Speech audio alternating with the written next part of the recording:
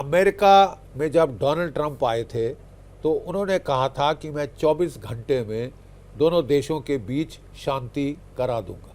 ठीक है, आज तकरीबन 3.5 साल हो गए इस लड़ाई को, ये और भीषण हो गई है।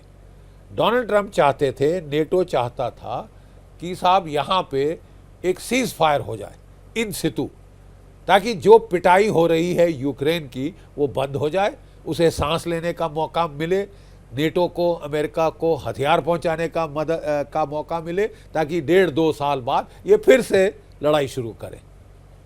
मार खाने के बाद, पिट जाने के बाद सांस लेके ये फिर लड़ाई शुरू करें। और इस बार तो इनको आदमी बंदे बाहर से लाने पड़े, मर्सिनरीज बहुत सारे खड़े, फौजें खड़ी करनी पड़ेंगी इनके लिए लड़ने के लिए, क्योंकि बस हो गई है यूक्रेन की।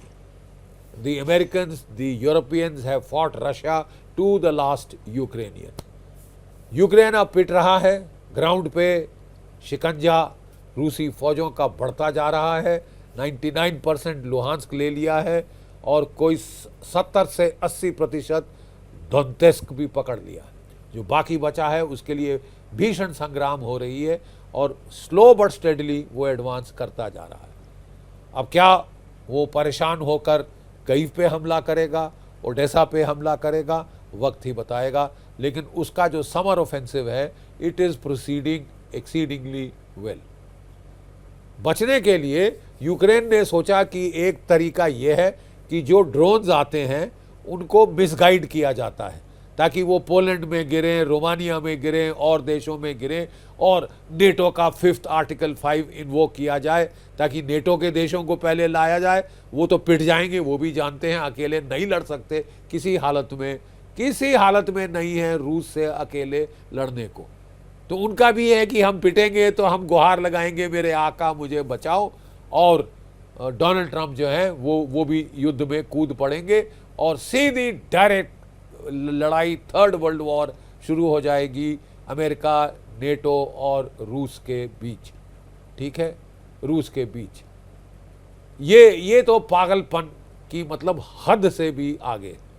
क्या आप समझते हैं ऐसी लड़ाई डे 1 से न्यूक्लियर नहीं होगी? इनके तो दिमाग सटे आ गए हैं। वर्ल्ड वॉर 2 कहाँ हुआ था? यूरोप में। वर्ल्ड वॉर 2 कहाँ हुआ था? वर्ल्ड वॉर 1 कहाँ हुआ? वर्ल्ड वॉर 2 कहाँ हुआ? यूरोप में हुए थे।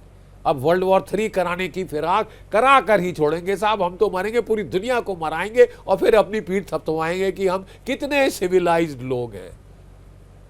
हम दुनिया को पाठ पढ़ाते हैं, रैशनैलिटी, रीजन, ये और वो। आपका रीजन हम देख चुके हैं। World war 1 Europe, world war 2 Europe, world war 3 Europe. अब खबर आई है साहब कि अमेरिका ने अपने 800 ब्रिगेडियर और उसके ऊपर रैंक के ऑफिसर, सीनियर जनरल्स, एडमिरल्स, वो सब बुलाए हैं क्वांटानिको, वर्जीनिया में, अमेरिका के अंदर। और जो सेक्रेटरी ऑफ वॉर हैं पीटर हेग्सेथ, उनकी ब्रीफिंग करेंगे। किसके बारे में? War with Russia. नेटो और रशिया की वॉर में क्या सपोर्ट देना है? अगर दूर से खड़े खड़े सपोर्ट देना है, तालियां बजानी है इनको, या फिर ये चीन से लड़ना चाहते हैं, या फिर ये वेनेजुएला से लड़ना चाहते हैं।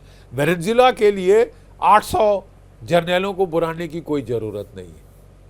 तो या तो ये कोई इंटरनल मैटर है कि नहीं साहब, वोकिज्म ख़त्म करो, वॉरियर एथिक अपनाओ और अपने देश के अंदर स्मगलरों, तस्करों, ड्रग पेडलर से लड़ाई करो, अंदर देश के अंदर लड़ो, जो कि अमेरिकी फ़ौज नहीं करना चाहती।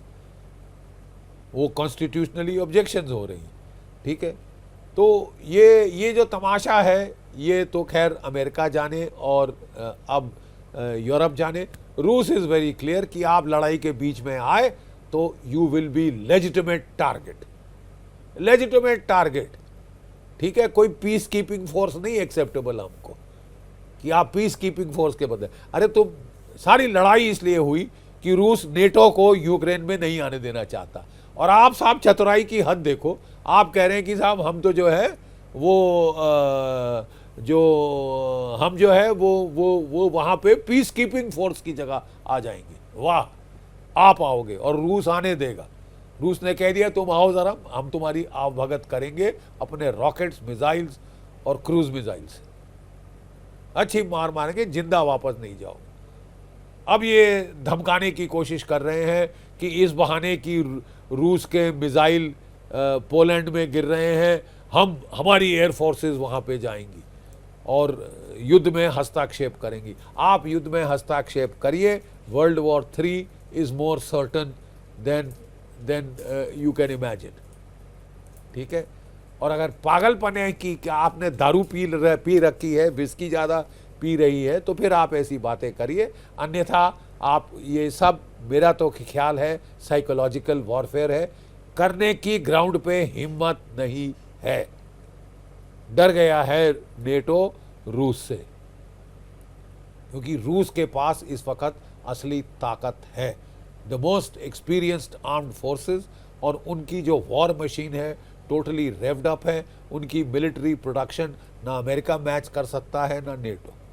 जिस रेट पे वो एयरक्राफ्ट, जिस रेट पे रॉकेट्स, मिसाइल्स, क्रूज मिसाइल्स वो लोग बना रहे हैं, ड्रोन्स वो लोग बना रहे हैं, आप मैच नहीं कर सकते।